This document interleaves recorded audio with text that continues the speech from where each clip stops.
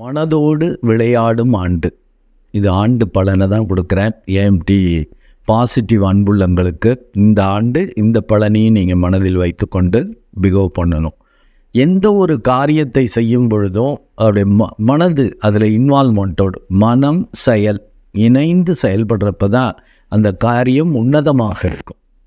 பொறுப்பற்ற தன்மையாக பயந்து கொண்டு தலைமைக்கு பயந்துக்கிட்டு இல்லை உங்களுக்கு விவரம் தெரியும்னு புத்திசாலித்தனமாக ஏமாற்றி கொண்டு இருக்கக்கூடிய ஆண்டு இருந்தீங்கன்னா வம்பு.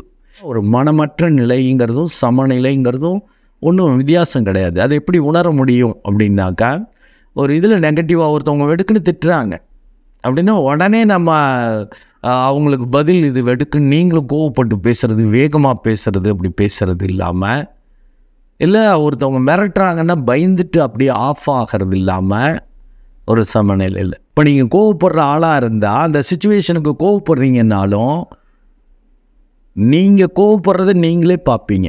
ஒரு ஆன்ம சாதனை பண்ணக்கூடிய ஒரு ஒரு ஒரு அந்த சாதனையாளர், அந்த யோக நிலையில் இருக்கக்கூடிய ஒரு யோகியால் தான் அதை உணர முடியும்.